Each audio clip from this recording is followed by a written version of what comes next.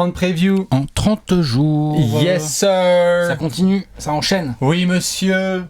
Une preview par jour pendant 30 jours. C'est le marathon officiel, vous le connaissez, ce sont les 30 previews en 30 jours. La série préférée de votre joueur préféré sur votre chaîne YouTube préférée. Comment ça va Alex ? Bah écoute, ça va plutôt pas mal. Oui. Bien sûr, on va faire un petit tour à Toronto, au Canada aujourd'hui. Ah !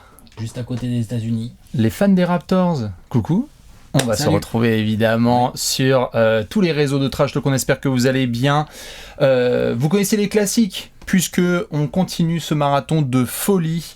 On espère que vous allez bien. Toujours Léon, c'est avec Sylvie. On est très content de continuer ce marathon. Bientôt à mi-chemin. Hein. Bientôt à mi-chemin, 13e preview. Est-ce que ça veut dire que ce sont des équipes en 50-50 ? Pas forcément. Pas forcément. Fans des Raptors, on se retrouve dans la rubrique pronostic. Ouh là là. Pour discuter de ça. Exactement. 50%, pas 50%. On en était où au niveau des indices ? Au niveau des indices, on avait dit c'est pour quand le 15 au plafond. Le 15, le maillot de Vince Carter. Ah. J'ai mis ce que j'avais sous la main. J'avais un numéro 9 États-Unis de Vince Carter. C'est pas du Jordan. Là, comme à ne tu pas disais, confondre, comme je dis Alex, avec le 9 de Jordan en 92. C'est bien les JO 2000, ça. C'est les JO 2000. Voilà, dédicace à Frédéric Weiss. Oui, et surtout dédicace à l'équipe de France. Tout à fait. Qui leur a bien tenu tête en finale. Tête penchée. Voilà. Donc celui-là, ils pourront pas le retirer, les Raptors. Mais il n'empêche que un petit Carter au plafond. Oh, à Toronto, pardon. On y va ? Je sais que vous êtes un peu fâchés, tout ça, le transfert, enfin, le départ, c'est pas bien passé. Non, mais le départ à l'époque, c'était quand même houleux. Ah oui. On en a déjà parlé et tout. Bien Je sûr. comprends que tu mettes du temps à digérer, que tu retires pas tout de suite. Mais ça fait 20 ans, les gars. Eh oui. Faut passer à autre chose et me mettre ce 15 au plafond. Exactement. Waouh. Ce n'est pas la preview des Nuggets pour celles et ceux qui pensaient que Denver tomberait avec le 15 de Carmelo au plafond. Ah oui. On laissera le 15 à un autre joueur serbe, un peu grand, costaud. C'est clair que à Denver, retirer le 15 aujourd'hui, c'est compliqué. Là, tout de suite, maintenant, c'est pas simple. Rendez-vous ce week-end C'est pour vrai. la preview des Nuggets. Tout à fait. Wow. Vous aurez l'occasion de parler de Denver bientôt. C'est Toronto. Ah, Calice, on va pouvoir se marrer. Les rubriques ne changent pas. On commencera évidemment avec le coup d'œil dans le rétroviseur. Hein, pour revenir sur la saison précédente avant de passer au marché de... Oh, pardon. Ben oui, puisque après nous avons un 5 majeur, tout un à 5 fait. majeur dans le bureau de monsieur Darko Rajakovic. On n'est plus avec Nick Nurse. Ouh là là. Plein de choses à devoir discuter. Une très très grosse question de la mort. Hyper hâte de faire la preview de Toronto parce qu'il y a plein de choses à discuter. Gérard. Avant de faire le Gérard d'or, le joueur qui va nous faire cliquer sur Toronto cette saison. Attention, ça ne pourra pas être Fred VanVleet, ça aussi on en reparlera. Ah non. Et tu as parlé d'avenir, on finira. Pronostico, exactement. On se mouille le doigt, on regarde dans quel sens vient le vent, et Dieu sait qu'il y a du vent au Canada. Ça souffle. Voilà. Dans quelle direction ça souffle? Attention. Est-ce que ça s'ouvre vers le haut ou est-ce que ça s'ouvre vers le bas? Tu sais que... Ou le côté, faut... Ouais. On sait pas trop. Ce qui est sûr, c'est qu'on vous attend, vous, fans des Raptors ou autres simples observateurs, gens de la commu, évidemment dans les commentaires. Foncez sur le grand jeu des experts. Ça y est, il est ouvert. Vous pouvez participer dès maintenant et nous annoncer qui seront les grands artisans de la saison 23-24 en NBA. Il y a des gros lots à gagner. Il y a de tout qui est expliqué. Vous allez dans la Descro, là, ci-dessous, il y a un petit lien. C'est formidable. Allez-y. On va s'éclater. Faites parler vos qualités. Ouais, on enverra aussi le nôtre. Hein. Bien sûr qu'on enverra le nôtre. Mais moi, j'attends un peu de voir ce qui se passe. Et après, j'attends un peu quelques previews pour bien finaliser mon avis. Hein. C'est le mec qui copiait sur les copies des autres. Alex. Voilà, exactement. J'attends de voir un peu. J'attends qu'il y ait 2-3 millions de grands jeux des experts, de tableaux de remplis. Et puis après, je fais mon avis. Au bas mot. Je fais des moyennes. Exactement. Ce qui est sûr, c'est qu'aujourd'hui, vous retrouverez plein de choses sur les Raptors, sur le site de Trash Talk. Téléchargez-moi l'appli. Évidemment, Trash Talk officiel que vous pouvez retrouver sur tous les stores. Il y aura des articles sur les salaires, sur la santé de nos amis les Raptors, leur meilleure saison possible ou la pire. Tout est envisageable. Si vous allez sur le compte Twitter de Trash Talk, il y aura un maillot de Toronto à gagner. Toujours des très très jolis maillots, hein, les Raptors. Ouais, c'est sympa souvent les maillots des Raptors. De quoi s'éclater. Vous foncez sur Insta pour aller nous follow aussi. Et bien évidemment TikTok, il y aura plein de contenu cette saison, notamment sur les Raptors. On est bon sur les rappels. Ouais. Je crois qu'on est bon. Ouais, toujours. Hein. Léon avec les transis, Alex avec les indices. On se retrouvera tout à l'heure. Tu es prêt? On pourra checker ce qui se passe dans le rétro, quoi. Exactement. Et donc, la preview des Raptors démarre officiellement avec un petit coup d'œil là. Rentre dans le rétroviseur. Bien sûr. Eh oui. Alors, qu'est-ce qu'on a? J'ai envie de démarrer par un terme. Ouais. Il y a des équipes où on dit le groupe vit bien. Les Raptors, Alex. C'est pas sûr. C'est pas sûr. Alors, On a plein d'indices pour dire que le groupe n'a pas si bien vécu que ça. Il vient d'y avoir le Media Day. Ouais. C'était très intéressant d'ailleurs. C'était... On va y revenir. Oui, on va être obligé. Plein de choses à décortiquer du Media Day des Raptors. Ouais. Mais oui, non. Saison régulière, 41 victoires, 41 défaites. Tu finis, au départ, 8e de l'Est. T'allais dire quelque chose? Non, vas-y, je t'en prie, finis ta phrase. Au départ, tu finis 8e de l'Est, mais, tu vas pas en play-off. Et non, tu vas pas en play-off et on va revenir sur tout ça toute la saison. On est obligé de commencer le coup dans le rétro avec Monsieur le Juge. Monsieur le Juge, tout à fait. À titre personnel, moi je leur avais mis 45 wins, donc c'est rigolo parce que 45 wins, j'étais un peu optimiste en termes de wins, par contre ça faisait que 9e moi dans mes previews à l'époque. Ah tiens, je vois. Donc j'avais pas trop mal jaugé le truc, j'avais mis les Raptors en play-in, c'est déjà pas si mal, le range comme on dit était à peu près le bon, c'est vrai que j'avais mis un peu plus de wins. Moi j'avoue, quand je dis saison régulière décevante, déjà à titre perso, j'ai été déçu déjà. Voilà. Et évidemment, et attends, moi j'en ai mis 47 et ils étaient top 6 de l'Est. Oui, donc là, on venait de sortir de Scottie Barnes qui avait fait une saison rookie de malade, Roy, on avait la base, Van Fleet, Siakam, attends, il y a des choses quand même, Gary Trent, Nick Nurse, gros coach, tout ça, pas de problème. Et alors, dès le démarrage de la saison, il y a un thème, Alex, dont on doit parler tout de suite parce que ça va suivre les Raptors.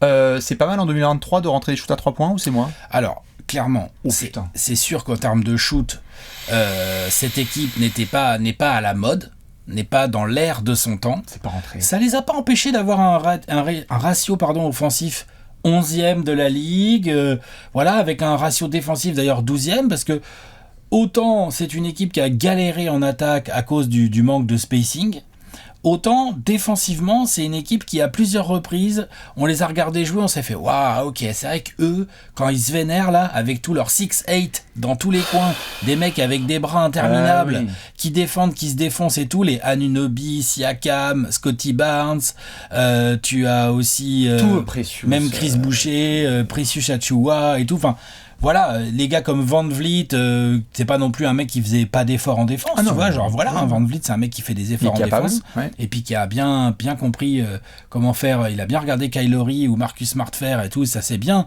se positionner pour provoquer un passage en force. Provoquer un passage en force, c'est l'expression polie, quoi. L'expression sinon c'est vendre à l'arbitre. C'est tombé sur le cul. Oui, vendre à l'arbitre. Vendre à l'arbitre, c'est sûr. Et on a des joueurs d'expérience, donc on se dit que ça va bien se passer, mais j'ai un souvenir fort de discuter notamment avec les fans de Toronto en plein mois de décembre, où il y a ces matchs insupportables des Raptors, où il n'y a pas un foutu tir à 3 points qui entre. Alors en effet, le pourcentage va augmenter avec la saison, il y aura des mouvements, on va en parler, mais c'est vrai que tu as la 28e réussite à 3 points, si je dis pas de bêtises, de la saison. Ils sont à 33% de réussite à 3 points. Et donc, comme on a vu et parlé lors du Media Day des Raptors qui vient d'avoir lieu, on est vite retombé dans certains axes qu'on n'aime pas trop. C'est je vais me débrouiller Siakam, excellent en isolation, mais jeu en isolation. Je vais me débrouiller Van Fleet. Et on sait pas trop comment utiliser Scottie Barnes. Du coup, l'attaque est un peu enrayée. Ouais, et Van Vliet, on peut en parler quand même dans ce coup d'œil dans le rétro. Je vais me débrouiller Van Vliet, c'était à moins de 40% au tir cette année.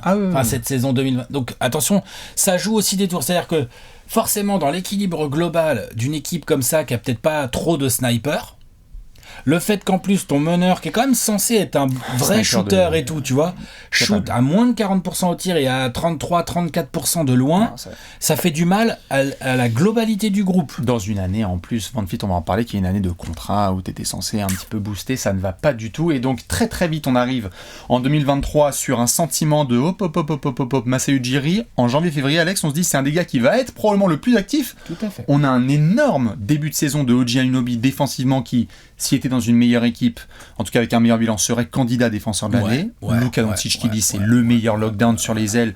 Incroyable début de OG. On a Pascal Siakam qui en met la 50aine à New York et qui nous fait une saison, mais d'ailier fort de malade, Siakam.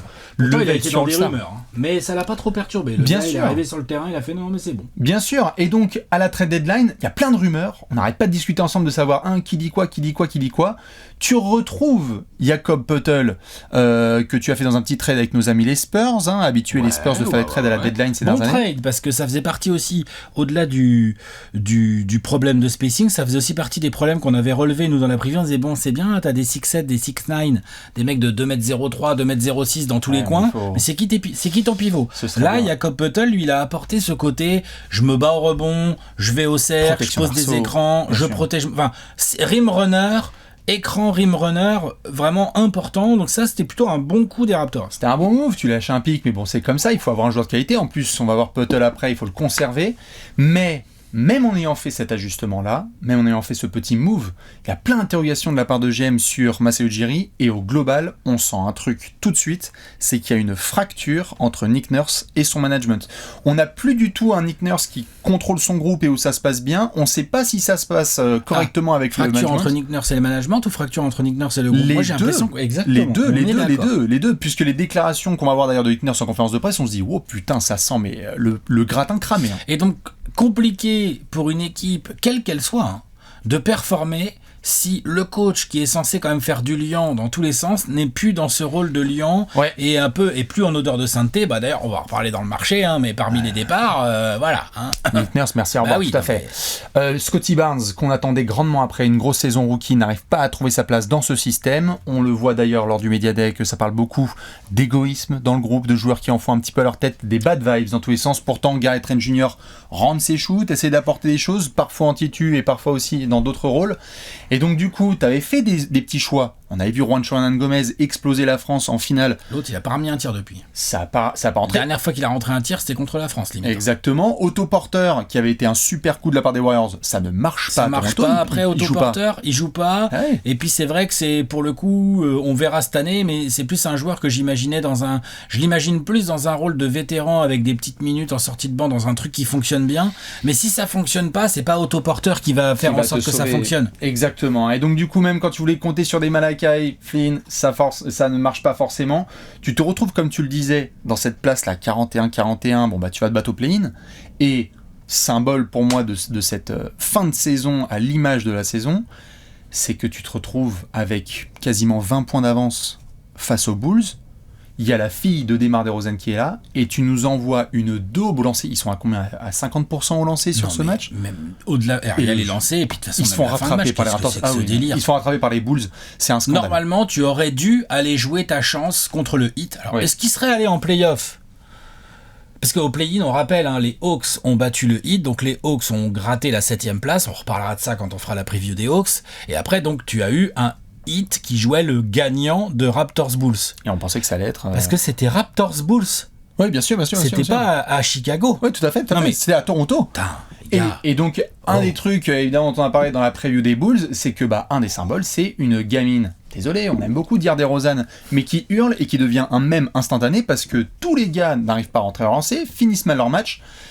Tu sors la tête baissée en regardant tes pompes et tu sens que ça va être un été vraiment en partie de transition parce que c'était pas du tout les attentes. T'avais mis 45 victoires, j'en ai mis 47. Ouais, et puis quand même, moi je pensais que c'était, même encore à la fin de la saison, je me disais quand même, les Raptors, au moins les Bulls, ils vont les faire, ils vont jouer leur chance, ils peuvent peut-être aller en play-off quand même, jouer un premier tour au moins. Pas du tout. T'y es pas. Résultat dans les chiffres, comme on l'a dit, 28e de la NBA à 3 points, 27e en pourcentage global de réussite au tir, 27e. Il y a que 3 équipes qui shootaient moins bien que Toronto, t'es même 17e au lancer. Enfin, je veux dire, il n'y a pas un ballon qui est rentré dans le putain de panier pour les Raptors, et ça a été difficile pour la fanbase de vivre cette saison parce qu'il y avait des grosses attentes. Il y avait des grosses attentes, et est-ce que du coup, grosses attentes ratées, est-ce que ça veut dire gros marché de l'été après derrière? Bobby Webster, Masai Ujiri, ouais. Qu'est-ce qu'on fait? On va regarder tout ça? Bah ouais, il faut là. On va se pencher tout de suite sur le marché de l'été. Le gros tableau de Toronto, il y a eu du mouvement. Ouais, mais oui. Alors moi, clairement, hein, je préfère annoncer la couleur tout de suite. Un peu déçu de ce marché de l'été côté Raptors. Dans quel sens? Il y a eu des rumeurs dans tous les coins pendant toute la saison. Je m'attendais... Déçu, c'est peut-être pas le bon mot. Surpris, c'est le bon mot. Je m'attendais à plus de mouvements. Je m'attendais à des choses plus tranchées que ça. Là, je trouve ça un peu mi-figue, mi-Raptors, quoi, tu vois. Genre, je veux dire, bon, tu prolonges Jakob Poeltl. Logique. C'est pour ça que tu l'avais récupéré à la deadline. Tu lui as mis une bonne, mais tu lui as mis un peu moins de 20 millions la saison. Quoi, c'est le Vucevic deal à peu près. Ouais, sur 4 ans, je crois, mais c'est un petit 80 millions sur 4 ans. Mais c'est ce que ce genre de joueur doit valoir dans la NBA actuelle. Moi, je valide vraiment ce contrat. Oui. Mais au niveau prolongation après, bah voilà. Au niveau des départs, pas de surprise, hein, Nick Nurse dégage. Voir. Non, normal, logique. Et ça n'aurait pas été le cas, on aurait bien été sûr surpris vraiment là. Et semi-applaudi par les fans, parce qu'à la fois énormément respecté pour le titre de 2019, pour ce qu'il a apporté en 5 saisons, je crois, je dirais à peu près, Nick Nurse, mais la fin est tellement... Enfin, il y a une telle fracture dont on parlait qu'il n'y a même pas des hommages dans tous les sens pour Nick Nurse, quoi. C'est genre merci, au revoir. Ah non, merci, casse-toi. Ah non, mais c'est oublions-le vite. Il y a vraiment un sentiment de, tu sais, on a vécu des grands trucs ensemble, mais là vraiment, faut que tu t'en ailles, quoi. Ouais. C'était vraiment triste. ça. Et c'est là où moi je dis que je suis un peu surpris, parce que Nick Nurse donc s'en va remplacé par Darko Rajakovic. On va vous parler de ce coach et tout. Mais au niveau joueur, alors tu perds Van Vliet contre rien. C'était un peu, on le sentait venir. C'est pas la Ça première. fait chier, hein. Tout à fait. Et c'est pas la première fois, avec tout le respect qu'on a pour Masai, qu'il y a un joueur important de la rotation de Toronto qui part contre Peanuts. On pourra reparler du deal de Lowry, etc. Ça a été notamment du Precious et du Goran Dragic, si je dis pas de bêtises. C'est pas non plus une contrepartie de fou furieux. Hein. Donc Lowry et Van Vliet qui sont deux des meilleurs meneurs, si ce n'est les deux meilleurs meneurs de c'est vraiment contre l'histoire. rien. C'est contre Pour le Peanuts, ouais. Les Rockets y ont mis un contrat et tout, C'est gros méchant. contrat. Alors que les Raptors ne veuillent pas payer Van Vliet ce prix-là, je respecte. Moi aussi. Par contre, qu'ils aient rien anticipé et que du coup, tu le perdes contre rien, je trouve ça un peu chaud parce que c'était vraiment un des joueurs qui a de la valeur, quoi, sur le marché, quoi, dont tu aurais pu tirer une vraie belle contrepartie, quoi. Ouais. Donc ensuite, Dalano Banton qui s'en va, Merci pour les pas, services. c'est des joueurs de rotation, Oui, c'est local. ça se remplace et tout. On aime bien. Et donc, forcément, comme tu perds Van Vliet contre rien et que dans la colonne départ, nous n'avons ni Anunoby, ni Siakam, ni ces gros joueurs ailiers là qui ont été dans des rumeurs. Hein. Ils ont été dans des rumeurs dans tous les coins. Comme ils sont pas là dans la colonne départ, forcément dans la colonne arrivée, désolé, mais j'aime bien Garrett Temple, joueur de rotation intéressant, Jalen McDaniels, un 6'9 ou 6'8 de plus. Hein. C'est vrai que ils étaient un peu justes, hein. Ils en avaient plus que 9. Ils en avaient plus que 9. Non, mais tu vois, bien sûr. Voilà. À la draft, Grady Dick. Moi j'aime bien. Ah oui, shooter. J'aime bien. Puis en plus, ces jeux de mots, on va se régaler. Tout à fait. Mais on va se régaler. Oui, et puis c'est on un venait. bonheur. Tout à fait. Et on venait de. Toute la rédaction était en hélico. Voilà. Hélicodique, on dit. Tout à fait, hélicodique. Mais c'est vrai que quand on venait de parler et de défoncer les Raptors en réussite à 3 points, débat ou pas, est-ce que c'est un des, si ce n'est le meilleur shooter à 3 points de la Oui, draft ? non, mais c'est un gros shooter. Je veux dire, il est rookie. Il arrive chez les Raptors, il discute tout de suite avec Gary Trent Jr. pour savoir qui est le meilleur shooter à 3 points. Tout à fait. T'es d'accord ? Donc ça, c'est bien. Mais donc, c'est quoi la grosse recrue des Raptors ? C'est Dennis Schroeder ? Le MVP de la Coupe du Monde. Hein. Oui. Ah mais bien sûr, attends. Énorme Coupe du Monde, bien sûr. Ouais, félicitations. Énorme Coupe du Monde. Bien sûr. Maintenant, MVP de Coupe du Monde ou pas, moi je pose la question tout de suite, est-ce que vraiment Dennis Schroeder c'est un titulaire au poste 1 en NBA ? On va en parler dans la section suivante. Voilà. Je ne pense pas. C'est ton gros recrutement. Oui, tout à fait. Moi, ça, j'étais surpris. Moi, je m'attendais vraiment à ce que Masai nous envoie des choses bien plus vénères, puisque je me disais, de toute façon, là, il vient de pas aller en play-off, il dégage le coach, on y va. On y va et on change un peu des choses, comme d'autres équipes, des équipes dont on a pu faire la preview déjà, ou des équipes, par exemple, qui jouent en vert, et l'ont fait, par exemple, cet été. Quel que soit le type de verre, vert clair, vert foncé, tous les types de verre. Vert mauve.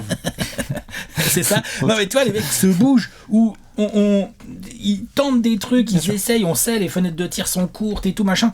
Là, ils jouent la fenêtre de quoi là ? Ils jouent la. En fait, tout à fait. Il y a des franchises où on a utilisé le terme continuité et ça avait du sens parce qu'on était sur une dynamique positive. Là. Le vrai changement, pour moi, je comprends ta surprise. Là où moi, je tempère un tout petit peu, c'est que je pense que c'est un process qui ne se fait pas, malheureusement, en 9 mois. Et je pense que, en fait, le vrai mouvement, j'ai déjà hâte de faire les 30 premiers en 30 jours des Raptors la saison prochaine, parce qu'à mon avis, là, il va y avoir du nouveau chambardement. On disait déjà ça, on disait ça à la deadline. Hein. Oui. Moi, à la deadline, j'étais là, genre, Massa, il va nous déchirer la deadline. Puis alors, cet été, je te raconte même pas le truc. Là, rien du tout. Et on est dans une période compliquée pour les Raptors où il y a un peu de méfiance, et c'est logique, où il y a un petit peu de pessimisme. Et j'en ai parlé avec certains copains de Toronto, et où en effet, on se dit, tiens, ils ont essayé tant bien que mal de se positionner de manière forte ou non dans la course à Lillard. On savait pas trop, vu ce qu'ont rapporté et les Vosges via évidemment Joe Cronin, si c'était réel ou si c'était un levier pour essayer de le négocier. Lillard, il arrivera aux Raptors. Moi, j'ai plutôt lu que les Raptors feraient un peu comme les Suns, porteraient les pièces très probable. Pièces qui permettent que ça se finalise. Tout à fait, mais est-ce qu'ils étaient vraiment proches d'eux? Apparemment, Joe Cronin nous dit que non, c'est sûr et certain, merci, au revoir, donc merci d'avoir été en levier. Mais Joe Cronin a fait un travail, lui. Non, mais attends, bien sûr. Je valide son travail, j'aime bien, il s'est bougé et tout machin. Juste, par contre, entre ce qu'il dit et ce qui se passe vraiment, Joe Cronin, attention, moi je le veux pas une table de poker, l'autre il est dangereux. Évidemment, et c'est le rôle de n'importe quel truc. On a applaudi Masai Ujiri parce que en termes de poker, c'était pareil. Lorsqu'on a eu Kawhi et DeRozan, lorsqu'il y a eu d'autres trades. Sauf que là, on a vu et on a applaudi John Horst côté Milwaukee, on a applaudi Joe Cronin, on a applaudi la Brad Stevens pour les moves qui sont faits. À Toronto, il y a une vraie interrogation, on en reparlera après, sur... En fait, je ne sais pas, et les médias des Raptors, là, qui étaient au Media Day, les reporters en parlaient, on ne sait pas trop quelle est la direction. Ah bah non, je te confirme. Mais le gros nom, c'est Darko Rajakovic, qui débarque, ancien assistant des Grizzlies, ancien assistant des Suns. Et ancien assistant des Thunder. Il me semble. Tout à fait, validé évidemment par tout le staff. Ça fait quasiment 10 ans qu'il traîne dans des staffs en tant qu'assistant coach, dans des staffs NBA à peu près. Tout à fait. C'est pas, je veux dire, il a déjà un peu bourlingué son petit truc. Gros geek de basket qui rentre dans la veine des mecs qui regardent des VHS jusqu'à 8h du matin pour essayer de trouver un petit détail. Ouais.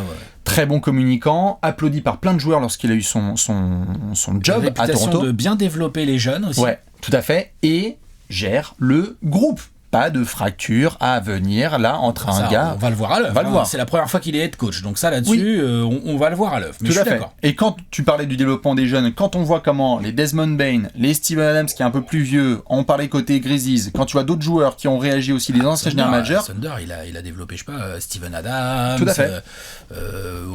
Oladipo à l'époque où Rajakovic était là, je pense qu'Oladipo c'est pas mal. Tu vois, non. Ouais, c'est la grosse acquisition. Elle n'est pas tant dans le staff des joueurs, mais elle est dans le staff des coachs. C'est la grosse acquisition et c'est peut-être le gars qui a le plus de taf. Non mais tu vois, sur la saison qui arrive, peut-être que lui, il a vraiment du taf parce qu'il y a de l'incertitude, il y a des choix à faire et il y a intérêt que ce soit les bons parce que sinon ça peut partir en vrille. Où vont les Raptors? On stagne, on monte ou on descend? Ce qui est sûr, c'est que comme tu l'as dit, monsieur Darko Rajakovic, il a du boulot. Ouais, il a du boulot, parce que déjà, il va falloir trouver 5 joueurs à mettre sur le terrain. Enfin, choisir quels sont les 5 joueurs que tu mets en titulaire sur le terrain.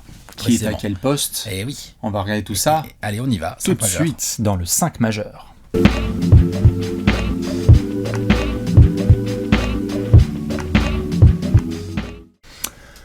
Le 5 majeur avec un 6'9", un 6'9", un 6'9", un 6'9", un 7 foot. Vous êtes dans le bureau de Darko Milicic, Rajakovic, tout à fait. Pour faire un 5 majeur, on va montrer le gros visuel. Et le voici avec un effectif qu'il est à jour, qu'il est trop bien. Vous pouvez vous battre évidemment dans les commentaires si c'est pas au bon poste ou s'il manque quelqu'un. C'est au moment où on parle. Comme d'hab, on vous attend dans les commentaires pour balancer votre 5 majeur parce qu'il y a une vraie discussion dans le 5 des Raptors. Et Alex, je te pose la question tout de suite. Combien tu as de verrous? Moi, honnêtement, je pense que j'ai 5 verrous. Je pense que la discussion, je la vois la discussion. Mais sur le 5 majeur, je pense qu'elle peut être assez vite faite. C'est plutôt après une discussion de qui joue comment et quelles sont les vraies rotations derrière, comment tu les organises. Parce que on va le voir, là, on l'a vu sur le tableau, là, le joli tableau de l'effectif et tout. Il y a du monde, il y a des joueurs. Mais j'ai l'impression qu'il y a des postes où il y a un peu embouteillage. Et il y a des postes, par contre, où t'es là, tu fais... Attends, est-ce qu'il y a juste un gars qui est titulaire, là, par contre? Qui est level titulaire en NBA? Voilà. C'est un peu un sujet. Tu parles de la main? Oui. Comment tu organises ton 5 majeur, Alex? Jakob Poeltl et Siakam sont pour moi les postes 4 et 5, poste 5 Poeltl, poste 4 Siakam, à mon avis assez indiscutable. Pareil jusqu'à transfert. Jusqu'à ce que Siakam se fasse transférer, mais comme ça fait déjà presque un an qu'il est dans les rumeurs, franchement... Enfin, vu la gueule qu'il a tiré au Media Day, je pense qu'on va c'est clair qu'au Media Day, il avait pas l'air content, mais n'empêche que c'est lui le poste 4 titulaire. Oui. Après, c'est vrai que d'avoir ton nom comme ça dans des rumeurs tout le temps et qu'il se passe rien finalement, et tu te retrouves avec le groupe, c'est bizarre, enfin c'est difficile pour un joueur. Tout à fait, important de mentionner tout de suite, parce qu'on va en reparler dans cette vidéo, que Pascal Siakam est en dernier année de contrat, à 37 millions de dollars, il sera agent libre, non restreint, à l'été 2024. Ouais, donc s'il se passe rien, encore un mec est-ce que Masai va faire une vente vlite? Ouais, voilà. Oh! Bon, on en reparlera dans une autre On en question. reparlera. En tout cas, poste 4, poste 5, on est là. On s'accorde. Ensuite, je pense que Scotty Barnes va tenir le poste 3. Je pense. Pas sûr. Pas sûr, on est d'accord. Sinon, ça peut être Anunoby. Je mets Anunoby en 3. Moi, je mettrais plutôt Anunoby. En fait, moi, je verrais Anunoby, Barnes et Siakam, Puttle et Schroeder pour les entourer. Ok. Et Gary Trent Jr. sort du banc. Ça arrange peut-être pas trop mon spacing, mais ça me permet au moins d'imprimer un style de jeu tout de suite. J'entends. Genre, on va jouer vite, on va défendre fort, et on va galoper, et puis on verra pour le spacing. Très bien. En gros. Hein. Je mets Monsieur Gary Trent Jr., c'est une option personnelle, je le mets dans mon 5 majeur avec un Scotty qui, selon les propos... Donc le 6e homme, c'est Scotty Barnes pour toi. Non. Ah, pardon. Non, Dennis Schroeder. Non, Scotty Barnes, il est titulaire. Attends, excuse-moi, juste... Donc toi... Scotty Barnes, il va pas y avoir de meneur pour moi vraiment titu type meneur, on veut un meneur de jeu. J'aimerais que Darko Jarakovic, en se basant sur ce qu'il exprime, il y aura des remonteurs de balles, que ce soit des Scotty Barnes ou des Pascal Siakam par exemple. Ouais. Ça me va. Mais par contre, je veux, comme il l'a dit, du playmaking de Scotty Barnes et de Siakam tant qu'il est encore là. Je ne peux pas me permettre d'avoir les mêmes soucis de spacing que l'année dernière, donc je veux Gary Trent Jr., OG Anunoby et balle dans leurs mains, Siakam et Scotty Barnes et Jakob Poeltl.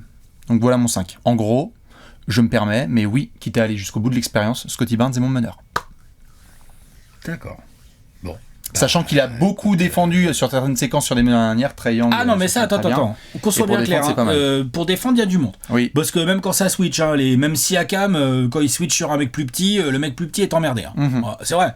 Genre, c'est. Non, Toronto a les moyens de défendre. Ils ont des mecs longs, athlétiques, rapides, qui se dépassent bien latéralement. Anunoby, c'est pour moi un des tout meilleurs défenseurs extérieurs du moment en NBA, et je pense que je dis pour moi, mais c'est parce que je suis un garçon poli, mais c'est un des tout meilleurs défenseurs extérieurs en NBA actuel, point barre, et personne n'a trop envie de jouer sur lui, tout à fait. Sur l'homme ou en aide.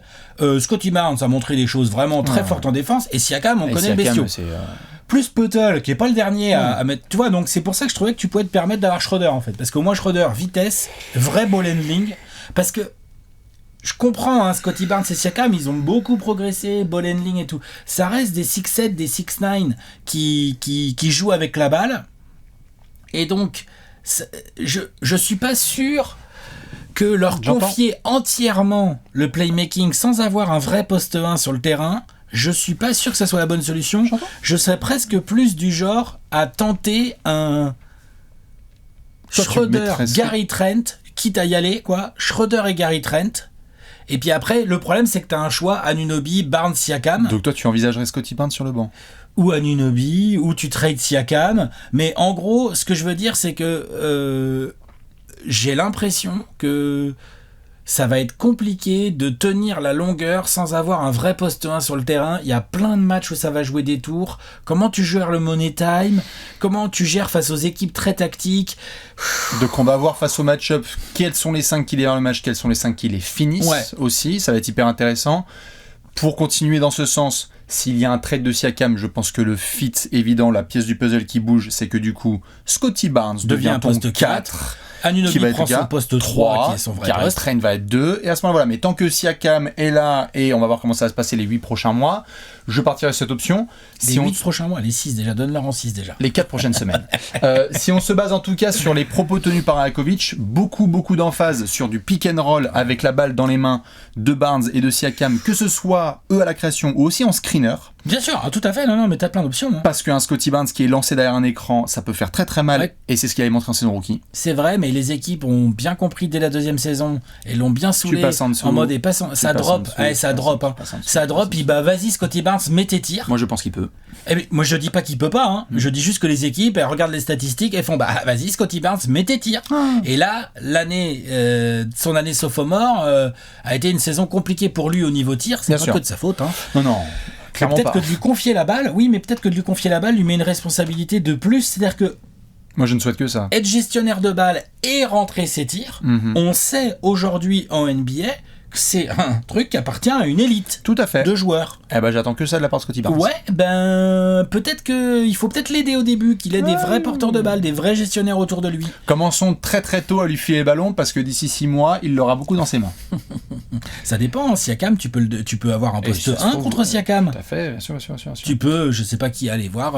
Peut-être on en reparlera dans des grosses questions ou des choses comme ça. Hein, mais en tout cas, donc rien déjà, tout à fait. Rien que déjà sur le 5 majeur, moi je veux bien l'avis des gens parce qu'il y a des variantes. Je pense qu'en tout cas là on est d'accord, malgré le désaccord de base, là on est d'accord, c'est que il y a rien qui nous permet d'être confiants sur un 5 de octobre à avril. Non. Il va y avoir très probablement du mouvement. Et donc à voir comment Rajakovic, qui est un nouveau coach, va aussi nous surprendre. Si ça se trouve, il va nous dire, tu sais quoi, en fait, Grady Dick, il est trop fort. Je suis désolé. J'ai trop besoin de son tir. Et de sa taille et tout. Donc en fait, Gary Trent Jr., t'es vraiment un joueur du banc. Et Grady Dick va devenir titulaire en milieu de saison. Et voilà. Et surtout, Grady Dick, on a beaucoup dit au moment de sa draft, c'est vrai qu'il est moins costaud, il est peut-être moins athlétique, mais il reste grand et relativement long, avec un vrai tir. Donc si tu commences à le mettre dans l'aile entre deux gros gars athlétiques, par exemple Anunoby et Scotty Barnes, Anunoby et Siakam ou quoi, tu dois avoir moyen de tenir le truc, surtout avec Puttle dans la raquette. Bien sûr. Surtout qu'en plus, tu as des joueurs. Tu as Chris Boucher, tu as Precious Achiuwa, tu as encore Tadeusz Young, tu as encore des joueurs un peu longs, costauds, comme ça qui peuvent venir. Donc tu as récupéré Garrett Temple qui était plutôt un guard mais qui est un mec quand même assez grand, quoi, tu vois, genre voilà. Qui va s'occuper surtout du fait que le vestiaire doive tenir. On en revient toujours au poste 1, c'est-à-dire que non seulement je mettrais bien Schroeder sur le terrain, mais entre guillemets plus par défaut.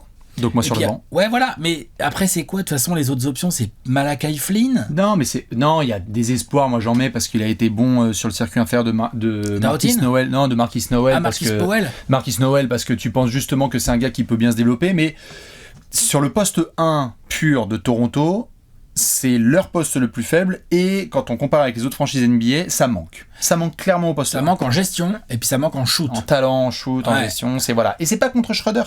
Il est fort, il a montré des choses avec les Lakers, il a montré des choses avec l'Allemagne, il a montré des choses avec le Thunder.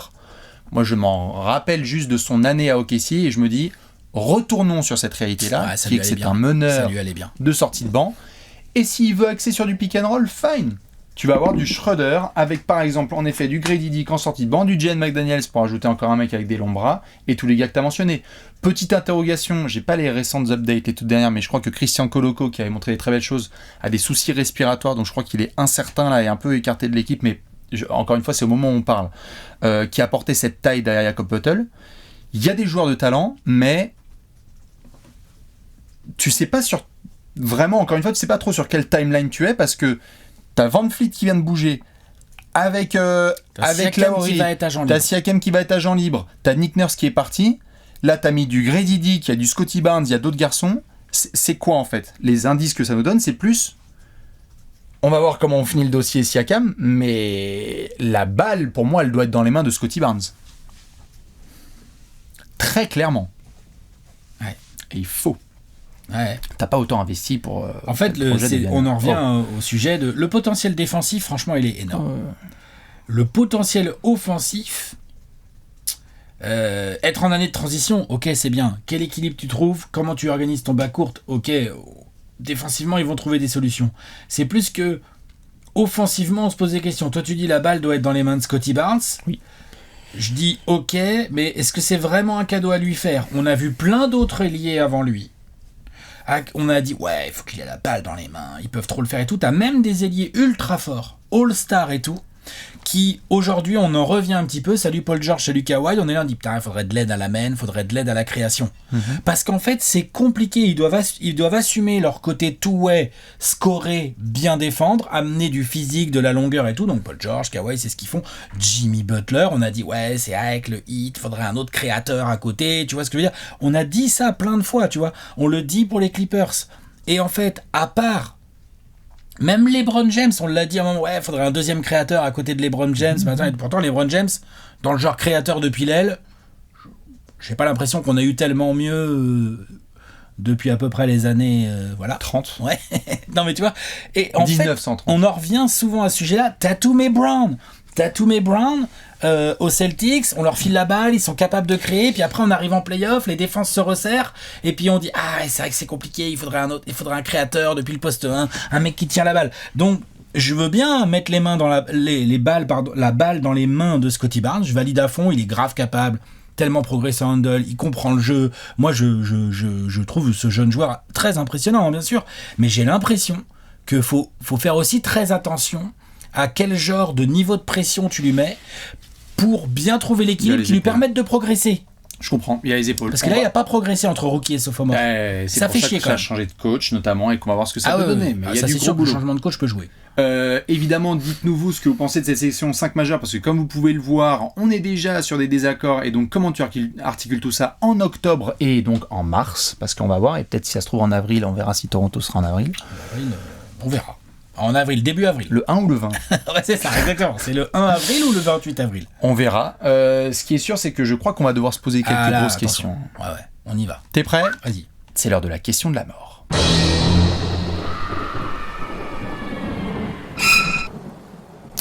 La question de la mort. La pregunta de la muerte, comme on dit à Toronto. Non ? C'est pas ça ? Ça marche pas ? La frontière est comme ça avec le Mexique. Attends, franchement, à quoi ? 3000 bornes Toronto près ? À 3000 bornes près ? Ouais. À vol d'oiseau, c'est 5 jours. Ouais, franchement, ça va. Franchement, ça passe tranquille. La question de la mort, vous le savez, c'est une question qui va nous suivre et suivre les fans de Toronto sur les prochains mois. La voici pour les Raptors. Mais que nous réserve Masai Ujiri ? On vient de parler de cette timeline, on ne sait pas trop vers quoi on va. Ça va bouger cette année. Et Alex est déjà chaud pour en parler, on veut bien vos avis. Que nous réserve Masai Ujiri ? On vient d'avoir un changement de coach, on a des rumeurs sur Pascal Siakam, on a des joueurs qui sont partis contre Peanuts, et on sait que la NBA va très très vite. Alex, si on était invité dans le bureau de Masai là, qu'est-ce qu'on lui dirait ? Qu'est-ce que tu as envie de lui poser comme question, lui donner comme indication ? Par quoi tu commences ? Première question, t'as vu le Media Day ? Non mais il y a participé. Ouais, hein. Non mais justement. Et il y a participé pas à moitié Masai. Hein. Ouais. Il a commencé à dire les gars, moi je vais être très très clair, on a été égoïste as fuck la saison dernière, factuel. Mais il faut se bouger. Un GM dit ça. Ouais. Après c'est pour Bobby Webster, lui il est. Enfin bref, c'est des naming. Je crois qu'il est vice-presse des opérations mon cul, je sais pas maintenant. Mais donc. Oui. Toi, si t'es Masai Ujiri, tu débarques dans le Media Day, tu débarques comme ça. Tu vois la gueule de Siakam. Tu vois la gueule globale de l'ambiance qu'il y a dans ton vestiaire. Tu mets un nouveau coach, Darko Rajakovic, même si j'ai toute confiance en lui, en ses capacités, en sa connaissance de la ligue et tout, c'est pas non plus un faiseur de miracles, le type. Non.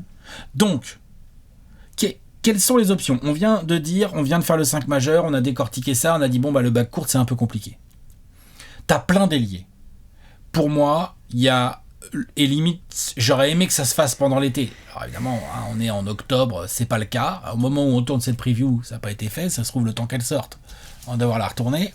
Mais j'aimerais bien voir Masai Ujiri éviter de perdre Pascal Siakam contre rien, essayer de se servir du contrat finissant de Siakam, qui a quel âge il a ? 28, 29, 30 ans maximum, Siakam ? Il est dans son prime, il vaut 25 points, 8 rebonds, 5 passes, des bons pourcentages, il est capable d'être clutch, il défend. Il a montré que c'est le 2e, voire 3e meilleur joueur d'une équipe qui va jusqu'au titre, Siakam. Il a vraiment montré une progression de ouf. Là, soit... T'as dans l'idée de lui mettre une grosse prolongation sur la table, j'en doute, mais on sait jamais. Soit il est sur le marché là. Et tu veux, si t'es Toronto, tu veux du shoot dans le bac courte. Voilà ce que tu veux. Et si possible, un mec qui tient la balle et qui shoot. Mais tu vois, genre, c'est pas que Schroeder sait pas le faire. Schroeder, le shoot, Schroeder c'est plus un peu un côté pénétration. Gestion, pénétration. T'es heureux interception. quand ça rentre à 3 points, mais voilà. Moi, je pense qu'il y a vraiment un travail à faire là-dessus.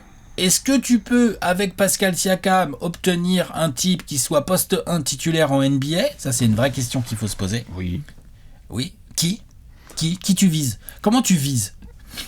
On va faire la liste, mais il a une cote, comme on l'a dit là, très bonne, Pascal, sur le marché, parce que ce qu'on dit nous, évidemment qu'il y a plein de gens en NBA qui vont le penser par rapport à l'évaluation de ce qu'est Siakam. Là, t'as pas mal d'équipes, si tu leur dis vous pouvez avoir Siakam dans l'aile, elles vont faire ok, attends, alors qu'est-ce qu'il faut donner ? Ça te fait passer, le jour où Siakam se fait trade, l'équipe qui va le récupérer, tu passes d'un cap à un autre. Tu vois, on a fait l'autre jour, on a fait la preview des Mavs. Mais on avait dit, on avait dit ça, on avait dit Utah avant, on avait dit plein de trucs. Siakam, il va dans n'importe quelle franchise, ça va s'adapter et tout de suite il passe un cap. Ouais. Je comprends la question Siakam. Je vais être obligé de dézoomer. Si j'étais à côté de toi, je dirais... En fait, Masai, on a un gros souci. C'est que Siakam est agent libre, mais Anunoby peut être agent libre. Oui. Il a une player option à 19 millions. S'il le prend, je suis altéro. Mais non, il prendra pas. Il va être agent libre, il va faire le draft. Ou alors, et là on va en parler si ça se trouve, Masai va dire il est trop important en formation, donc on lui met tout de suite le verrou et en l'extension, si ça se trouve c'est sorti le temps que la vidéo sorte. Et Gary Trent Jr. Gary Trent Jr. il est agent libre. Il a pris une player option là cet été, on a fait qu'est-ce qu'il va faire Gary Trent, et on s'est regardé, on a fait waouh, il a pick up l'option. Il a pick up l'option là à 18 millions, et donc du coup, tu as Siakam et Anunoby et Gary Trent qui vont être là, qui vont être sur le marché là en été 2024. Donc faisons un choix. Moi j'ai l'impression, si tu me dis si on est d'accord sur le discours avec Masai, mais que je vais dire, gros, on peut discuter quand tu veux de Siakam et de Gary Trent Jr., mais un profil comme OG Anunoby, t'en trouves pas tous les 5 mois comme ça dans la rue ou dans une salle d'entraînement, tu le verrouilles. Soit tu le verrouilles, soit tu le mets dans un trade et t'as une contrepartie de fou furieux. Moi je le verrouille à titre perso. Perso, moi aussi, mais... Parce qu'à côté de Scottie Barnes, c'est parfait. C'est super. C'est parfait. Non mais je suis d'accord. Et il peut... En fait, Anunoby, c'est super à côté de plein de gens. À côté de plein d'équipes. Parce que là, on est sur le two-way parfait, quoi. Exactement. Parce que maintenant, en plus, il shoot vraiment à 38-39% à 3, ça commence à être propre. Hein. Et depuis 2-3 saisons, c'est propre Anunoby. Hein. C'est 17 points, c'est... Il y a 25 piges. Et non, mais clairement. Moi, je garde, si ça te va, on dit à Masai, gros, arrête de faire des bêtises, mets une extension sur OG Anunoby. Surtout que bientôt, il va devoir en mettre une à Scottie Barnes. Parce que ça va très vite, là, les affaires. Hein. Tout à fait. Donc, OG, moi, je le conserverai, à titre perso. Moi aussi. Ou alors, OG, on lui met un joli contrat et il dit non, et à ce moment-là, on a une idée très très claire de ce qu'il va faire sur le marché l'année prochaine. Et donc, à ce moment-là, il est transférable. Oui, le problème, c'est que OG, moi, si je suis l'agent d'OG Anunoby, oui, et que je vois Masai Ujiri arriver pour me proposer un contrat, oui, je fais comme tous les autres agents, je fais t'as entendu parler du contrat max ? J'essaye. Hein. Non mais, je te dis pas qu'il va l'obtenir. Je ne dis pas qu'il va l'obtenir. Mais je fais, pardon ? Excuse-moi, genre, redis-moi quels sont les meilleurs ailiers 3&D que OG Anunoby. Redis-moi combien il y en a dans la ligue. Ah, il y en a que 2 ou 3. Ah, d'accord. Et encore 2 ou 3, je veux bien qu'on discute du classement. Non mais, t'es d'accord. Alors, c'est vrai qu'OG Anunoby, c'est pas non plus Jimmy Butler, il va pas te créer les lancers. Je dis pas en train de dire que c'est Kawhi Leonard ou Jimmy Butler. C'est pas ce que je dis. Hein. Je dis qu'il est sur ses traces. Oui. Là. Est-ce qu'il a atteint son plein feu aujourd'hui à 25 ans ? Ou est-ce qu'il peut encore progresser balle en main et devenir un mec avec un peu plus de passes d'aise, qui provoque un peu plus de lancers et qui, au lieu de mettre 17 points depuis avec des shoots à 3 points ou quoi, en fait, est capable d'aller t'en mettre 23 ou 24 parce qu'il a plus la balle ?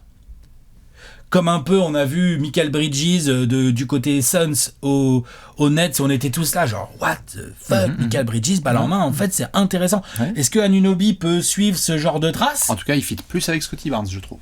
Il fit très bien sur tout la timeline. Fait, mais tout en termes de jeu, de timeline, c'est non parfait. Seulement il fit bien avec Scottie Barnes, mais en plus, la question va être de savoir, là, on est d'accord, 19 millions, player option, moi je suis l'agent d'Anunoby, je fais, attends, s'il te plaît, genre, je vais aller sur le marché. Excuse-moi, bouge pas OG, je vais passer 3-4 coups de fil, tu vas voir, je vais t'avoir déjà des offres à 35 millions la saison.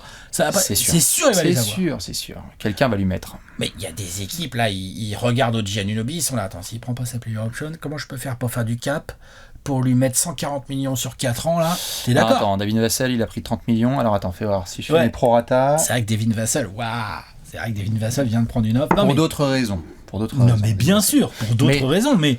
OG, pour moi, c'est une priorité parce que c'est un profil que tu ne peux pas trouver tous les ans. On a fait la preview des Bulls l'autre jour. Bien sûr. Et moi, je suis les Bulls, je fais bonjour, voilà. On a fait la preview des Pacers. Les Pacers, oui. Tu vois, t'as des équipes comme ça. Qui style event pour avoir des Masai, il pourrait aller les voir là. Mais moi, ça me dérange pas. Et leur dire... Si vraiment il voit que c'est la merde avec Anunoby et que l'agent d'Anunoby lui fait mec, et moi je veux le check, et que lui en fait Masai il se dit non, moi le checkos de ouf ça va être à Scottie Barnes et OG j'ai besoin qu'il me prenne un contrat de gros lieutenant là, mais pas tout à fait le max, et que ça coince un peu. Il a aussi l'option, il l'a là maintenant, il l'aura peut-être moins dans quelques mois. Bien sûr. Il a l'option de dire bon, qui est intéressé, des offres. Bien sûr, mais donc c'est pour ça que par rapport à ce que tu disais, moi j'avoue que je commencerai en fait par OG pour une raison qui est simple, c'est que je ne pense pas... Attends, tu commencerais par OG, tu commencerais par mettre un contrat à OG. Je commence à parler même à OG en premier pour une raison qui est simple, c'est que de ce qui se passe là, entre le fait que, apparemment ça a leaké, qu'il n'y a pas eu trop de discussion d'extension entre Masai, Bobby Webster et Pascal Siakam et son camp, etc. Apparemment. C'est assez incroyable. Apparemment. Mais donc il va être tradé là, c'est imminent. Alors. Donc, entre ce qu'on sait, au moment où on parle, plus le fait qu'il va être agent libre, plus ce qu'on vient de voir au Media Day, je ne peux pas croire une seule seconde qu'il va y avoir une extension max de Siakam à Toronto. Je ne vois pas. Si ça a lieu, formidable, et encore que je souhaite bien du courage à Djokovic. Formidable, ouais, je suis pas... pour essayer de faire jouer tout ça. Donc déjà, j'irai voir du côté de Giannobi ce dont il a besoin. Si je sais que c'est pas assez ce qu'il lui propose, ça veut dire qu'il est transférable, basta. Tu peux commencer à faire des deals avec et Giannobi et Siakam de fou furieux, preuve étant ce qu'ils ont été au moins apparemment tentés de faire autour de Lillard ou d'autres gars qui pourraient s'en d'ailleurs, c'était peut-être pas si, on ne sait pas nous, mais c'était peut-être pas si loin de réussir parce que finalement les plus-values, les contreparties étaient tout à fait intéressantes, ça intéressait plein d'équipes. Mais donc je donnerais à Rajakovic la possibilité de partir avec pas non plus une feuille blanche, mais de se dire ton projet gros, ça va être du Scottie Barnes et du Grady Dick, d'autres gars autour, on vient de prolonger Poeltl et je te tiens au courant par rapport au dossier Siakam, Anunoby, Gary Trent. Il y a besoin de Gary Trent Jr. parce qu'ils ont besoin de spacing, mais c'est un profil que tu peux retrouver en NBA. En tout cas, c'est un profil à mon avis plus facile à trouver que le niveau d'Anunoby. Exactement. Ah, ça, je suis d'accord. Donc moi, je ferais ça et surtout, par pitié, que quand on fasse le live de la trade deadline, Alex, t'as en février, qu'on ne se retrouve pas à 21h10 en disant mais attends, Toronto, ils ont pas rien fait. Ouais. C'est pas possible. On peut pas, Alex. Non. Donc on est d'accord que Siakam va être, selon nous, doit être transféré sur les 4 prochains mois. Le problème de ce genre de timing là, c'est que là on est en octobre, donc peut-être que d'ici que cette vidéo sorte, comme on l'arrête pas de le dire, là, ça aura bougé. Mais sinon, on est dans des timings où beaucoup d'effectifs commencent à être bien faits. Oui. En plus, les Blazers sont passés par là et tout, et nous ont bougé tout ça et tout. Donc, t'as des équipes qui ont bougé vraiment sur des gros coups et qui ont construit leurs effectifs. Donc, combien d'équipes il reste là qui sont capables encore de monter sur des trades? Parce que c'est des gros trades. Anunoby, Siakam, c'est forcément des gros trades. Genre, tu bouges pas ça pour des joueurs de faible niveau. C'est des joueurs assez gros. Donc là, t'as combien d'équipes qui restent encore en course et qui pourraient éventuellement... Les Sixers? Allô? Ouais. Mais les Sixers, ils vont vouloir te faire avaler la salade James Harden. Oui, c'est pas trailer. Ah oui, le Heat, tout à fait. Oui, ouais. Non, me parle pas de Jrue Holiday et de Lillard, là, ça s'est pas très bien passé. Hein, oui, remets-moi Morito. N'empêche que Tyler Hero, Scottie Barnes, moi je veux bien construire avec ça. Moi je veux bien construire. Bien sûr. Moi je veux bien construire avec ça. OG ou Siakam? Ouais. Avec du Taylor et tout. Non, franchement, tu peux. Butler, Siakam, Adebayo, tu sais que c'est un petit front de courte embêtant. On est dans une course à l'armement. On vient d'avoir Boston et Milwaukee qui ont fait y a quoi? Allons-y. Allons-y. Et peut-être que c'est encore une fois rude, parce que je sais qu'avec la preview des Bulls, c'est pareil, j'étais un petit peu trop... Mais c'est pas une histoire d'aller dans le bottom. T'as Scottie Barnes, t'as des gars qui sont super forts, t'as un nouveau coach, let's go. Mais juste... Là, il y a 3 agents libres qui arrivent là sur les 8 prochains mois. Ça pue. Et il faut... Moi, c'est pour ça que je te disais au marché de l'été, je te disais que j'étais surpris. Parce que vraiment, quand on est arrivé là et que ça a commencé à bouger, on a vu les Suns ont pris Bradley Beal, ça a bougé, machin et tout. Je me suis dit, attends, Masai, il est en train de nous monter un truc assez sympa autour de Siakam minimum. Il y aura peut-être des équipes désespérées en quête de compétitivité qui vont se pointer beaucoup plus désespérément dans le bureau de Masai dans les prochains mois. Par exemple, là on vient de dire Miami, peut-être qu'ils ne sont pas désespérés du tout, qu'en fait ça va très bien et qu'avec leur groupe stable ils vont retourner en finale NBA, on leur souhaite. Mais peut-être que quand ça va commencer à sentir un petit peu à Dallas, dont on a fait la preview, on va se dire eux ils sont pas en train d'imaginer rajouter une 3e pièce à Luka et Kyrie, et à ce moment-là peut-être que ils ont déjà été dans des rumeurs avec Siakam, avec Anunoby. Il y a plein de franchises qui seraient chaudes. Le problème c'est que Dallas, je pense pas que tu puisses le faire en 1-1 le trade Siakam. Donc tu as besoin d'une autre équipe. Et donc comme tu arrives déjà en octobre, tu as de moins en moins d'équipes qui vont dire ok allons-y, pétons l'effectif, tu vois. Genre, il y en a moins quoi. Et on s'est demandé si Memphis pouvait passer un cap, et si sur le poste 3, maintenant qu'ils ont perdu Dion Brooks, on va espérer Ziaire Williams, on leur fera leur preview, mais est-ce que tu ajouterais... Oui, est-ce que tu rajouterais pas un Anunoby dans ce foutu groupe? Parce que si t'as Marcus Smart, Jaren Jackson Jr. et OG Anunoby, je te souhaite bon courage pour mettre 40 points. Ouais, c'est compliqué. Masai, là, on l'a mis sur un trône parce qu'il a fait et les Nuggets avant et le titre de 2019 avec les Raptors. Attention. Il est sur un tabouret en ce moment. Attention. J'avoue. Parce que ça peut aller très très vite en NBA. Et autant il y avait eu des rumeurs précédemment de est-ce qu'il va aller à Washington, à New York, à je sais pas quoi. Bon là, je pense que ça s'est pas mal calmé. Autant là, il faut qu'il remette tout de suite du respect sur la table parce que il y a d'autres managers à l'Est qui sont en train de lui dire ah vas-y c'est bon, ça y est, ouais vas-y les violons on fait avec Brooklyn, ça c'était 2018 frère. Mais bien sûr. Je te mets on the spot. Ouais. Je vous mets tous on the spot. Pascal Siakam, OG Anunoby, Gary Trent, les 3 ou 2 des 3, qui est encore à Toronto au 15 février. Ah, OG. OG, il sera encore à Toronto. Ils peuvent pas se permettre. Ils vont lui mettre un contrat sur la table. Ils vont le payer. J'ai tellement envie de séquencer ça. Et on va tous être là en mode waouh, la somme de malade. Ouais, mais moi, j'aurais aucun problème. Mais voilà, exactement. Mais il va prendre un gros deal. Et il le mérite. Par contre, honnêtement, si Siakam est encore là à la deadline, moi, franchement, j'hallucine complètement. J'hallucine. Ou alors, j'hallucine tellement qu'en fait, Rajakovic, il a tellement bien utilisé, il a tellement bien géré le délire avec ses 3 ailiers que Masai a dit, tu sais quoi, je vais leur remettre. Allez, vas-y, Pascal, Et d'accord, voilà. c'est et bon. Pascal. Toronto a l'avantage du terrain au premier Ouais. tour des playoffs. Ouais. Et là, à ce moment-là, c'est chaud d'attaquer sur eux. Ouais. Ça fait du boulot. Hein. Ouais. Ça fait du chemin. Je vous cache pas que c'est un chemin tortueux. Ouais. C'est un chemin tortueux. Non, Siakam, non. Et Gary Trent, moi, je serais Toronto. Pour l'instant, en tout cas, j'avoue, quitte à pas avoir de spacing, j'essaierais bien de le foutre dans un trade. Allez. Ouais. Je garde Anunoby et je garde Anunoby, je bouge les deux autres. Obligé. Let's go. Je garde Anunoby aussi. Dites-nous ce que vous pensez de cette question de la mort. Ce qui est sûr, c'est qu'on va devoir Faut Gérarder là. donner un petit trophée au peuple. Il y a quelques clients, on peut Gérarder. T'es chaud ? Allez. C'est l'heure du Gérard d'or.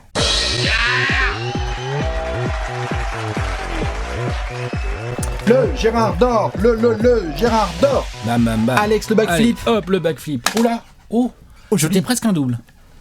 C'est rattrapé. Voilà. Fort. Avec une dextérité que vous connaissez maintenant, puisqu'on est sur un 13 sur 13. Hein. 13 sur 13. Va-t-il faire le 30 sur 30 ? Touche du bois, là. Hélicodique, comme on dit. Le Gérard d'or, c'est le trophée du peuple. On est à Toronto. Avec les commentateurs, dites-nous vous qui va vous faire cliquer sur les Raptors. Alex, qui est ton Gérard d'or ? Monsieur Grady Dick. Voilà, numéro 10 de la draft, si je ne dis pas de bêtises, ou 11, un truc comme ça par là. Joueur, j'aime bien ce genre de joueur. J'ai toujours un petit bémol, comme on en avait parlé d'ailleurs au moment de ça numéro 10, ouais, je sais plus. Je vais te dire s'en tout de fout. suite. Non, mais c'est pas très grave, hein, de toute façon. On avait dit les petits bémols quand on a fait la draft avec Simon et Bastien. On était là, genre, ouais, c'est vrai que en termes de puissance physique, de qualité numéro athlétique. 13. Numéro 13, c'est bien. Et puissance physique, qualité athlétique pure, peut-être vitesse. On peut se poser des questions par rapport à la NBA actuelle et tout va très vite, surtout à ce poste d'ailier. Maintenant, j'aime beaucoup ce qu'il représente en termes de fit par rapport à ces Raptors. On en a suffisamment parlé, là, je pense, depuis le début de cette preview. En termes de shoot, je pense qu'il y a un moment où, que ce soit Scottie Barnes qui soit en train de créer, que ce soit Schroeder qui soit dans un drive, que ce soit Siakam en train de faire son spin move et tout, Grady Dick, si Rajakovic met les bons systèmes en place et tout, Grady Dick va tout de suite être important, parce qu'en fait, en sortie de banc, il va pouvoir tenir des minutes. Il est pas si mauvais que ça en défense. Et en plus, comme je l'ai dit, il pourra tout à fait être caché derrière une forêt de bras, là, peut-être une hobby, machin. Caché, c'est peut-être pas le bon mot, mais aider au moins et tout. Et par contre, il va tout de suite apporter un truc que seul Anunoby apporte pour l'instant, en tout cas sur la saison dernière, c'est-à-dire un gros pourcentage à 3 points. Anunoby était vers les 30. Gary Trent, ça a moins bien, c'est moins bien rentré cette saison. C'est un peu chiant. Tout de suite, Gary Trent, quand il prend pas feu et puis qu'il est pas là en train de te faire une saison à 39 ou 40% de loin, tout de suite, t'es moins amoureux. Je pense que Grady Dick, entre son geste, qui est magnifique, regardez ce joueur shooter, entre la qualité de ses appuis, la façon dont il monte bien droit comme un i et tout, il est grand, donc ça part de haut, grand shooter, grand toucher, quand ça touche le cercle, souvent ça rebondit, ça finit dedans. Mi-distance, très propre, capable de, vous allez voir, il va vous surprendre sur quelques drives, il est tout à fait capable et il finit bien. Après on verra comment il prend le contact, tout ça machin et tout. Mais en fait je pense que t'as déjà là un mec rookie en sortie de banc qui peut t'amener la douzaine de points ultra propres et qui va obliger, quand il est sur le terrain, les défenses adverses à se dire « Ouais, attends, tu sais quoi, Scottie Barnes, il a qu'à shooter, Grady Dick, tu peux pas faire comme ça. » Donc, quand ça drive et qu'il est coincé dans un corner, plus compliqué pour l'ailier adverse de venir aider, ce qu'on a beaucoup vu face aux Raptors l'année dernière, où les Raptors défendaient bien, mais dans le clutch, parfois, les Bulls, ils se sont fait plaisir et tout. C'est le genre de mec, tu peux l'avoir sur le terrain en fin de match, il va te les mettre, les lancers. S'il y a faute sur Grady Dick, les lancers, voilà. Donc, c'est mon Gérard d'or, parce que là, clairement, quand je vais regarder les Raptors jouer, je vais être là, ok, quand est-ce qu'il rentre, Grady Dick ? À la place de qui il rentre ? Quel est le rôle qu'on lui donne ? Est-ce que vraiment, il y a une ambiance et il y a des systèmes qui sont mis en place pour lui, c'est peut-être un grand mot, mais en tout cas, on est là. On sait que l'extra passe, elle est faisable et que si elle arrive, en plus, oui, j'ai pas dit, il dégaine vite en plus. Ah oui, c'est un vrai shooter. C'est un vrai shooter. Moi, il me fait penser à ces shooters là dans la lignée des, je sais pas moi, Mike Miller ou des joueurs comme ça. Tu vois, des mecs où quand la balle arrive, si la passe elle est bien à hauteur, ça va très très vite et ça rentre beaucoup. Joueur dangereux à distance par son shoot et tout de suite, rookie ou pas, je pense que c'est typiquement le genre de joueur. Ça se traduit en NBA, ça. Ouais, je serais assez surpris en fait que le shoot de Gradedick ne fonctionne pas en NBA. Non. Et je serais surpris aussi que si on lui donne les ballons, il va les prendre les tirs. C'est pas trop un joueur d'extra passe par contre, Gradedick. Il prend, il tire. C'est son rôle, hein. Tout à fait. J'aime bien. Et je pense qu'il est utile tout de suite. Hein. Clairement. Et comme tu l'as bien dit, Pas qu'un shooter, not just a shooter. Non, c'est non, pas non, il sait vraiment faire des juste trucs, hein. no disrespect envers Luke Kennard ou quoi que ce soit, ou des gars comme ça. C'est pas juste spot-up shooter et 3 points, et c'est comme ça, comme tu l'as dit. Si ça doit aller au panier, ça va y aller. Ouais. Les vibes vont être incroyables. Il est déjà dans le cœur des fans de Toronto, c'est bien, il faut. Si lui, ça fonctionne...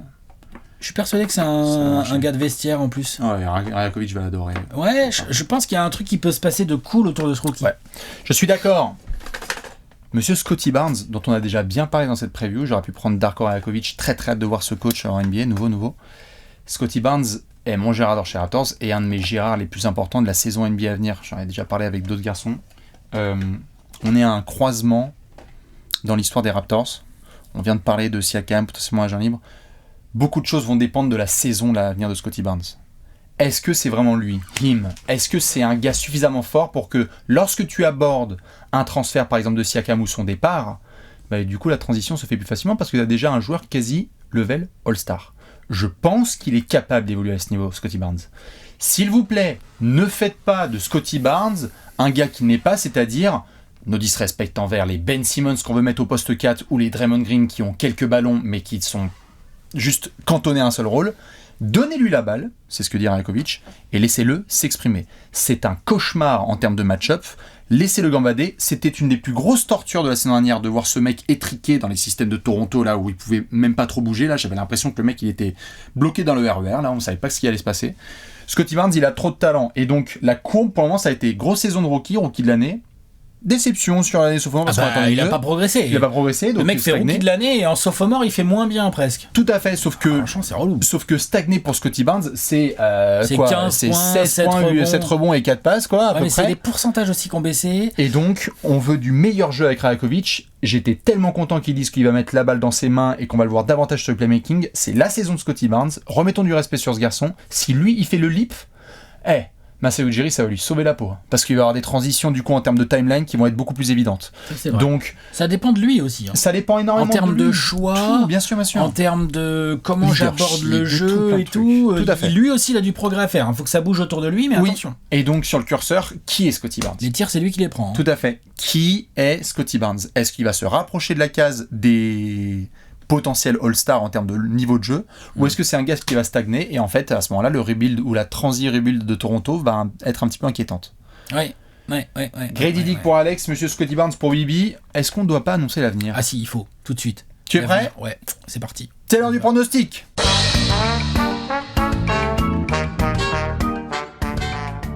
Pronostic time. Pronostico. Dans cette section, on vous annonce l'avenir, mais avant ça, Alex, on rappelle les messages importants. Message important, petit bandeau jaune, magnifique bandeau jaune, qui s'affiche là en bas de votre écran. Donc le petit moins de 18 là, donc si vous avez 18 ans, vous pouvez pas faire des jeux d'argent, voilà. Si vous avez plus de 18 ans, il faut quand même faire gaffe, notamment à ne pas miser l'argent que vous pouvez pas vous permettre de perdre. On le répète, chaque preview, on le répète dès qu'on parle de cotes, de pronostics. Pronostics, cotes, c'est rigolo, mais justement, il faut que ça le reste. Tout à fait. C'est l'idée. Hashtag ne faites pas les bolos. On répétera autant de fois qu'il le faut. Est-ce qu'on a une petite cote pour nos amis Raptors ? On a une cote là qui s'affiche sur un non moins magnifique bandeau bleu, ce coup-ci. Les Raptors seront qualifiés pour les playoffs. La cote est à 2,10 et elle est boostée à 2,55.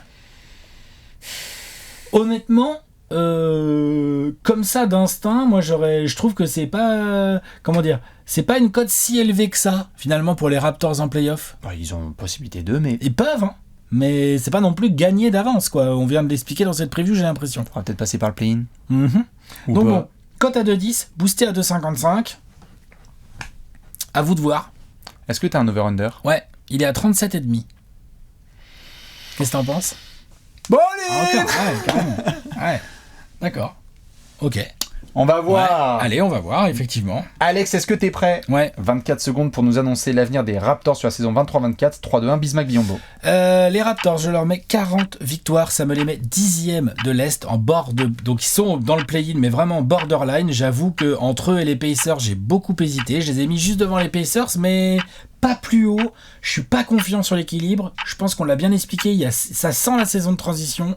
Je pense qu'il y a beaucoup de boulot encore. Je les vois pas crever l'écran dès cette année, en fait, les Raptors. Je leur ai mis 40 wins, c'est une de moins que l'année dernière, et je ne pense pas qu'ils sortiront du play-in. Après, c'est un peu tôt pour le dire encore. Oui, Je les vois en bas de play-in et tout. Je sais pas. C'est une saison compliquée qui les attend, je pense.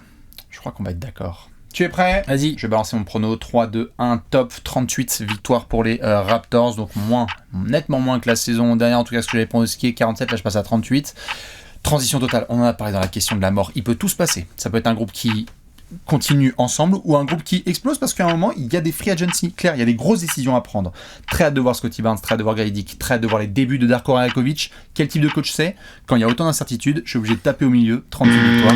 Merci. Ils sont dans le play-in, mais c'est plus l'été à venir et les prochaines 30 jours qui me font grave kiffer pour Toronto. Faut tourner la page. Donc on est à peu près d'accord, quoi. Enfin, à peu près d'accord, quoi. Voilà. On est dans le même délire. On est dans le même range. Dites-nous, vous, si vous êtes optimiste ou pessimiste pour les Raptors. Je vais monter le gros tableau. Le voici, le gros tableau, avec donc Toronto qui fait sa petite place dans le tableau des pronostics. Vous savez les bases, hein. Soit vous parlez, soit vous commentez. Parce que quand ça dit, ouais, franchement, trop tôt, ou abuser le total de victoire. Et puis le total de victoire, essayez de faire les 30 franchises. Parce qu'en fait, t'as un équilibre à trouver. Eh oui. T'as un nombre de victoires à distribuer qui n'est pas comment dire, un puissant open fond. bar. Ouais. Tout à fait, Exactement. 60 victoires pour tout le monde. Ce qui est sûr et certain, c'est que Léon, Alex et Bibi, on vous fait des gros bisous. On vous retrouvera soit dans les commentaires, soit sur les réseaux sociaux. Et surtout demain pour une nouvelle preview. Alex, l'indice L'indice, c'est Louis Armstrong. Louis Armstrong, à demain. Ciao.